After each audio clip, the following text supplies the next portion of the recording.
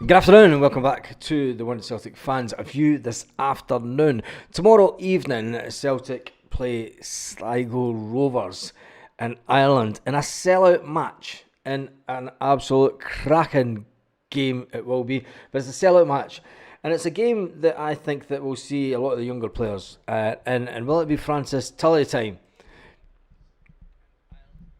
Will it be Francis Tully time? Not only Francis Tully, but in this video we're going to look at the B team players, and we're going to look at who we think may make the journey, the short journey from Glasgow to Ireland, and get some minutes, because Brendan Rodgers will want to look at the likes of Francis Tully, who signed a new extension to his contract. He will get some game time, although he's not. He's in and around the squad with the first team, but he is a B team player. So who else from the B team can we expect to get some game time? And you've got to say, when you look at the B team, there is a lot of changed faces. I think when we look at the back, will any of the keepers get a chance? I don't think so. I think that Sinisalo, if Sinisalo's not away with his country, Sinisalo will get a start. Will the Celtic manager, will Brendan Rodgers take young Josh Clark? Because I think that Josh Clark is obviously the one that Celtic think can step up to the mark. Or will it be Joe Morrison? Because at some point, Celtic will need to get rid of Scott Bain, who's just been at Celtic for who knows how long.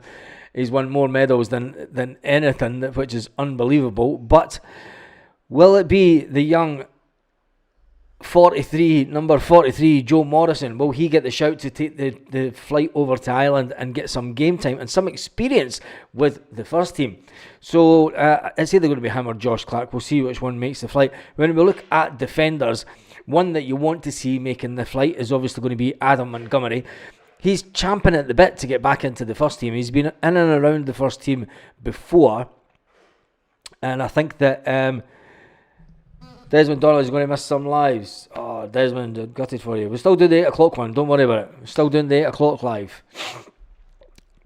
When we look at the team, the B team players, Adam Montgomery is one player that you're expecting to make that trip over. He's been in and around the first team before, and he'll be looking to think about when he can make the transition from the B team into the first team. Next up is Mitchell Robertson. He's another one that will be looking to try and get on that flight. You would have thought Brendan Rodgers would want to have a look at him and see how he is at a competitive level. Another one is Mitchell Frame. Mitchell Frame, he's another one that Celtic could take on the flight with them and give him some game time. Brendan Rodgers has said that this one's been arranged for a long time. And the fact that it's to give the players that aren't getting a game, the likes of the one and only Mark Norowski, Big Rocky. And will it be a game for him to prove that he's worthy of a first team place? Now, when you look at the midfielders, obviously the one that stands out for me is Francis Tully. He has been in and around the first team. He made his debut towards the end of last season. He just signed that new contract.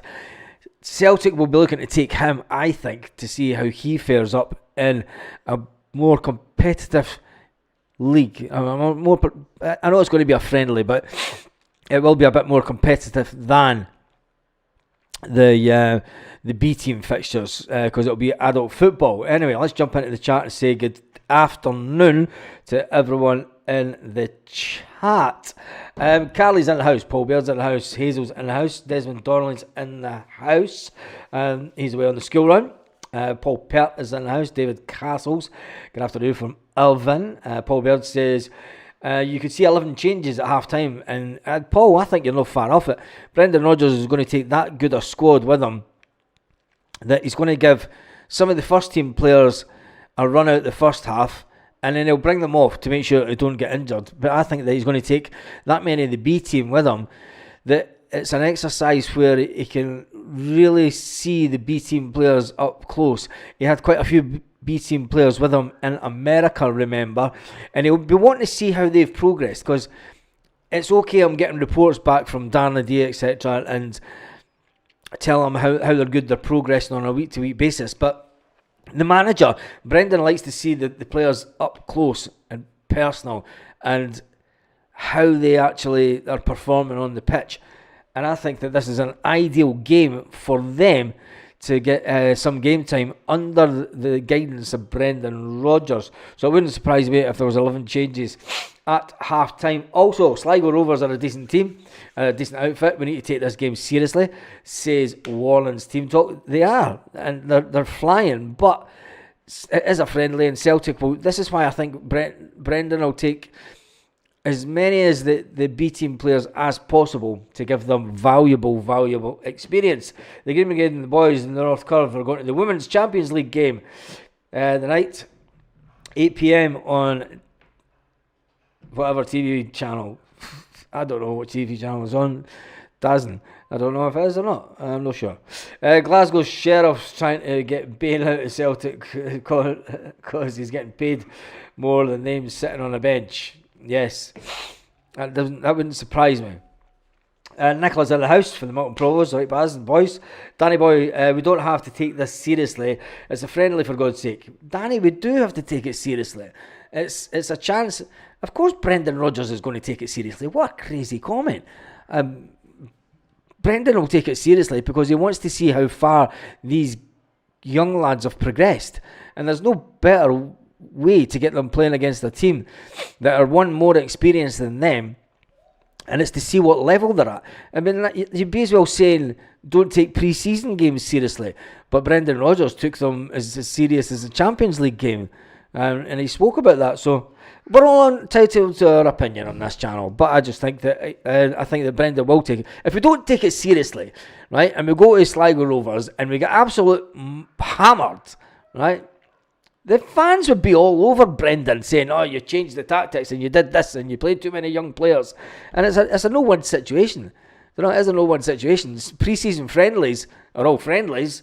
But if you could imagine going in and putting the B team in against Man City and Chelsea during the summer and we get absolutely gubbed 8 or 9-0, the fan base would go absolutely mental at Brendan, even though it's just a friendly. But anyway, Odin Ohm needs game time. I think Odin Ohm will get game time if he's not away with his country. I'm not sure if he is. J-Bot says, the thing is, if Turley does show up and provide a suitable chance for the first team, who do we drop in midfield? That's the thing. Who do we drop in midfield?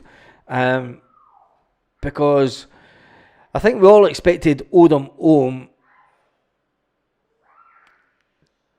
I mean, he's still at the club. He's one that came in last summer, but he's one that's never done anything. I mean, Brendan knows that we still need the numbers, but at the same time, we're crying out for Celtic players to come through. And if Francis Turley's one for the future, but you want to be giving these younger players a pathway.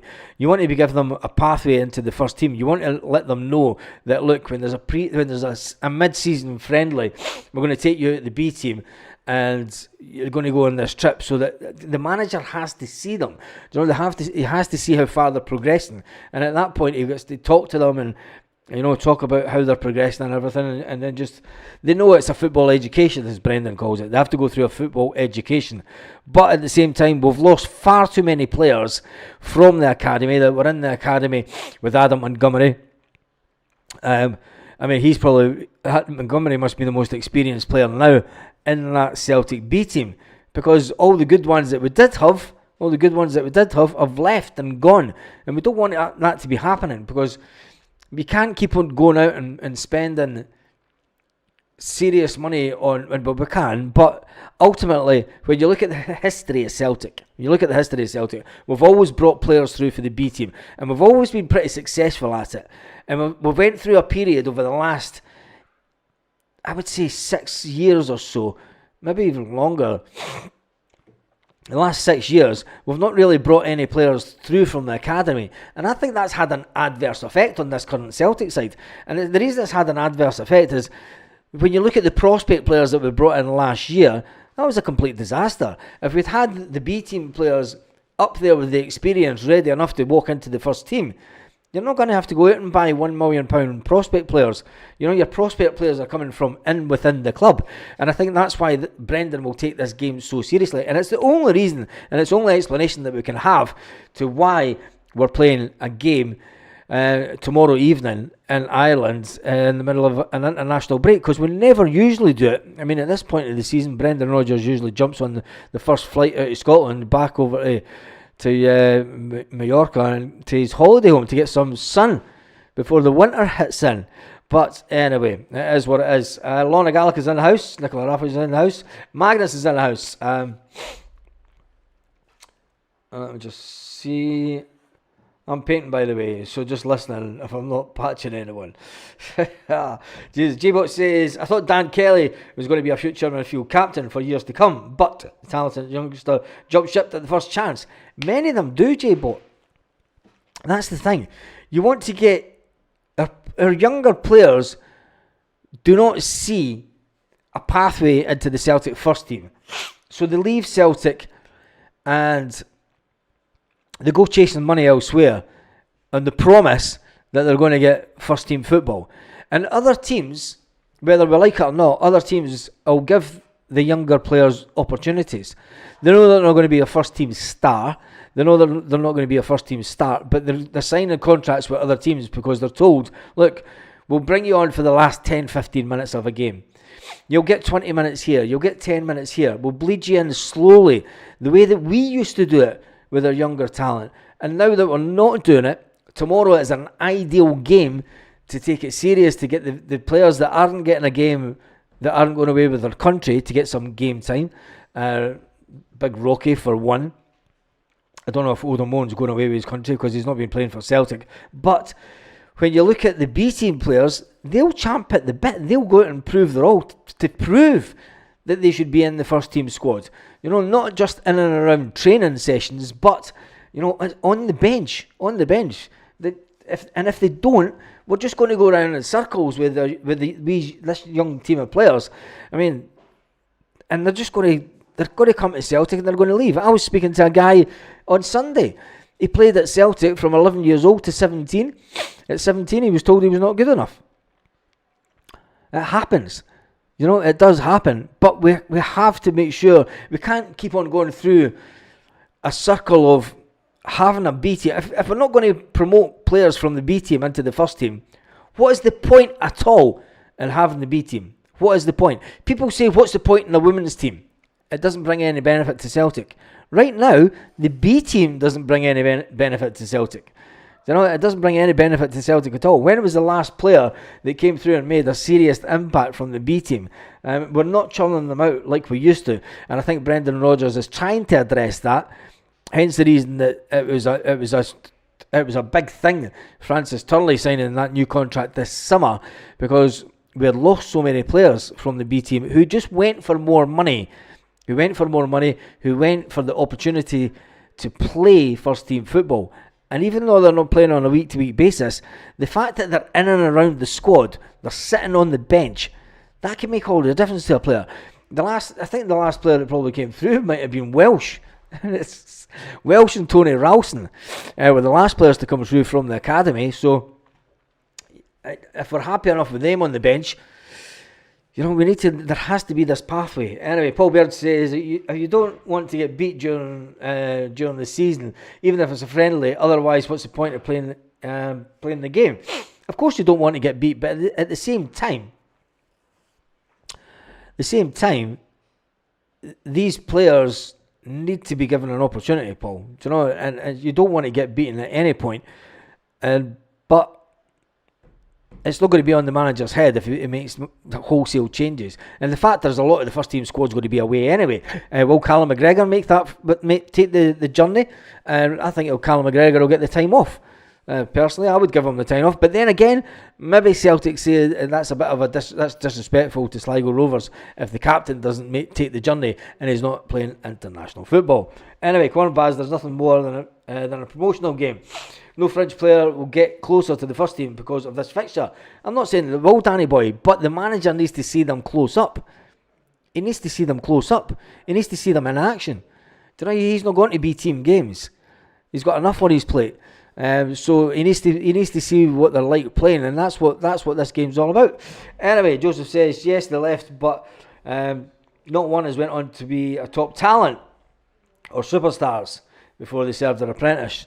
I think that a lot of the players that have left, and more recently, have been very, very ill-advised, and they've went for one thing and one thing only, and that is cash.